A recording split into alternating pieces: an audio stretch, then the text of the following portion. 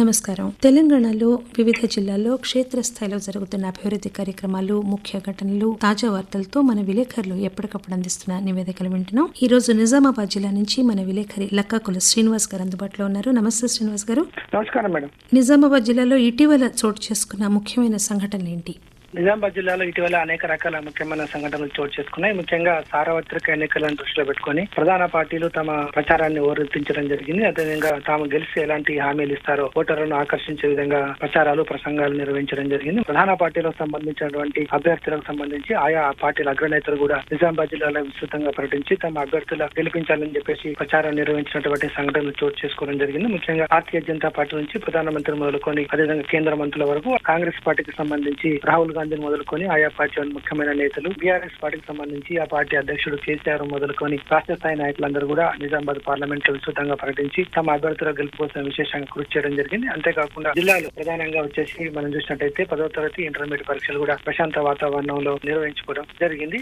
లోక్సభ ఎన్నికల పోలింగ్ వివరాలు ఏంటండి? అంటే కౌంటింగ్ కి ఎలాంటి ఏర్పాట్లు చేస్తున్నారు? నిజామాబాద్ జిల్లాలో లోక్సభ ఎన్నికలు ప్రశాంతంగా ముగిసడం జరిగింది. ముఖ్యంగా పోలింగ్ కేంద్రాల వద్ద ఎలాంటి అవాంఛనీయ సంఘటనలు జరగకుండా ముందస్తుగానే పోలీసులు, అధికారులు చర్యలు తీసుకోవడంతో ఓటర్లు శాంతియుతంగా వచ్చి ఓటు హక్కును నిర్వహించుకోవడం జరిగింది. సమస్యాత్మక పోలింగ్ కేంద్రాల వద్ద భారీ బందోబస్తు ఏర్పాటు చేయడంతో పోలింగ్ ప్రశాంతంగా ముగిసిందని చెప్పుకోవచ్చు. ముందస్తుగానే సమస్యాత్మక ప్రాంతాలను గుర్తించడం, ఆయా చోట్ల గత ఎన్నికలను దృష్టిలో పెట్టుకుని అక్కడ భద్రతా ఏర్పాటు చేయడంతో ఓటర్లు శాంతియుతంగా ఓటు హక్కు వినియోగించుకోవడానికి ఏర్పాటు చేయడం జరిగింది. అంతేకాకుండా ఎండ తీవ్రత ఎక్కువగా ఉన్నటువంటి నేపథ్యంలో ప్రధానంగా ఓటర్లకు ఇబ్బందులు కలగకుండా టెంట్లు, త్రాగునీటి వసతిని కూడా కల్పించడం జరిగింది. ఆదర్శ పోలింగ్ కేంద్రాలు, అదేవిధంగా మహిళలకు ప్రత్యేక పోలింగ్ కేంద్రాలు, యువతకు ప్రత్యేక పోలింగ్ కేంద్రాలు కూడా ఏర్పాటు చేయడం జరిగింది. అధిక శాతం కూడా పెరగడం పట్ల అధికారులు అయితే సంతోషాన్ని వ్యక్తం చేస్తున్నటువంటి పరిస్థితి కనిపించింది. కౌంటింగ్ వద్ద కూడా అధికారులు అనేక రకాల ఏర్పాటు చేయడం జరిగింది. కేవలం పాస్ ఉన్న వ్యక్తులను మాత్రం, ఏజెంట్లను మాత్రమే పోలింగ్ కౌంటింగ్ కేంద్రాలకు అలౌ చేస్తామని చెప్పేసి అధికారులు చెప్తున్నటువంటి పరిస్థితి కనిపించింది. జిల్లాలో అకాల వర్షాలతో పంట నష్టం జరిగింది కదండి, దాని వివరాలు ఏంటి? జిల్లాలో అకాల వర్షాలతో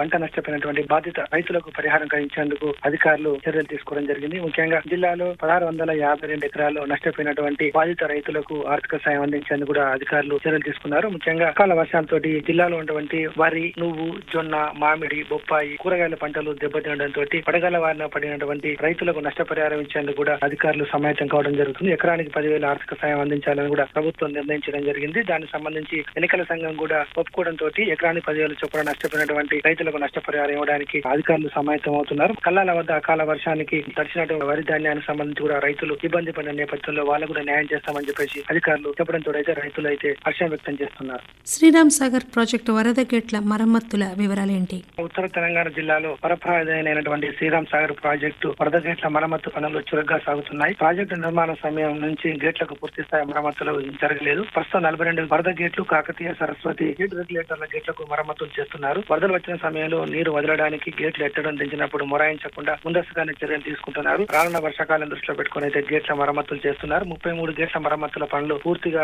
అయినట్టుగా తెలుస్తుంది. మిగులు జలాలను గోదావరిలోకి విడుదల చేయడానికి 42 వరద గేట్లు ఉన్నాయి. వాటన్నిటిని ఏకకాలంలో పైకి లేపి నీటిని కిందికి విడుదల చేసే విధంగా 16 లక్షల క్యూసెక్ల నీటిని కిందికి విడుదల చేసే విధంగా గేట్లను ఏర్పాటు చేసిన నేపథ్యంలో వాటి మరమ్మతులకు సంబంధించి అయితే అధికారులు సమాయత్తం అవుతున్నారు. ఇప్పటి వరకు అయితే 96% పనులు పూర్తయినట్టుగా అధికారులు చెప్తా ఉన్నారు. ఎప్పటికప్పుడు ఎస్ఆర్ఎస్పీ అధికారులు ఆ గేట్ల మరమ్మతుల వద్ద వచ్చి పర్యవేక్షిస్తూ నాణ్యతగా చేస్తున్నారా లేదా అన్న విషయాన్ని పరిశీలనిస్తున్నట్టుగా ఎస్ఆర్ఎస్పీ ప్రాజెక్టు అధికారి వంశీ తెలపడం జరిగింది. జిల్లాలో ఎండల తీవ్రత ఎలా ఉందండి? తాగునీటి ఎద్దడి నివారణకు అధికారులు ఎటువంటి చర్యలు తీసుకుంటున్నారు? జిల్లాలో ఎండ తీవ్రత రోజు రోజుకు పెరుగుతుందని చెప్పుకోవచ్చు. గత కొద్ది రోజుల్లో చూస్తుంటే నిజామాబాద్ జిల్లాలో 42 డిగ్రీల సెల్సియస్ నుంచి 46 డిగ్రీల సెల్సియస్ మధ్య ఉష్ణోగ్రతలు నమోదవుతున్నాయి. పగటి ఉష్ణోగ్రతలు రోజు రోజుకు పెరుగుతున్న నేపథ్యంలో మాత్రం ప్రజలు భయాందోళన చెందుతున్నటువంటి పరిస్థితి కనిపిస్తుంది. రానున్న కాలంలో కూడా మరికొంత మేర ఇదే విధంగా ఉష్ణోగ్రతలు నమోదయ్యే అవకాశం ఉందని చెప్పేసి కూడా అధికారులు చెప్తా ఉన్నారు. మరోపక్క నీటి ఎద్దడి నివారణకైతే అధికారులు ప్రత్యేక చర్యలు తీసుకోవడం జరిగింది. ముఖ్యంగా నిజామాబాద్ జిల్లాలో ఏ ప్రాంతాల్లో నీటి ఎద్దడి తలెత్తుతుంది, గత సంవత్సరం ఏ ప్రాంతాల్లో నీటి సమస్య ఉందనే విషయాన్ని ముందుగానే గుర్తించిన అధికారులు నీటి ఎద్దడి నివారణకు ప్రత్యేక ట్యాంకర్ల ద్వారా అయితే నీటిని సరఫరా చేస్తున్నారు.